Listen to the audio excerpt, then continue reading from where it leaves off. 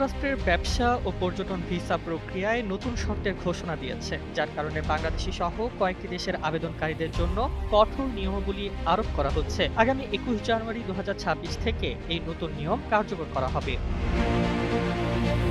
এই নিয়ম অনুযায়ী B1 ও B2 ভিসার জন্য আবেদনকারী বাংলাদেশিদের অতিরিক্ত ভিসা বন্ড বা জামানত দিতে হতে পারে, যা ভিসা ইন্টারভিউয়ের সময় কনসুলার অফিসার নির্ধারণ করবেন। বন্ডের পরিমাণ $৫,০০০ থেকে $১৫,০০০ মধ্যে হতে পারে, যা আবেদনকারীর ভ্রমণ ইতিহাস, আগের ভিসার রেকর্ড এবং যুক্তরাষ্ট্রে ওভারস্টে করার ঝুঁকি বিবেচনায় নির্ধারিত হবে।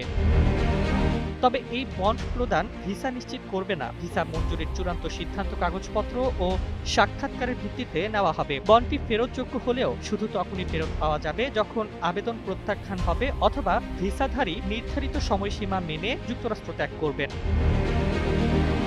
আরেকটি গুরুত্বপূর্ণ শর্ত হলো, বন্ড দিয়ে ভিসা পাওয়া ব্যক্তিদের অবশ্যই যুক্তরাষ্ট্রে প্রবেশ এবং প্রস্থান করতে হবে জন এফ কেনেডি, বোস্টন লাগান বা ওয়াশিংটন ডালেস বিমানবন্দর দিয়ে। অন্য কোনো এয়ারপোর্ট ব্যবহার করলে ভবিষ্যতে ভিসা সংক্রান্ত জটিলতার সম্মুখীন হতে পারেন।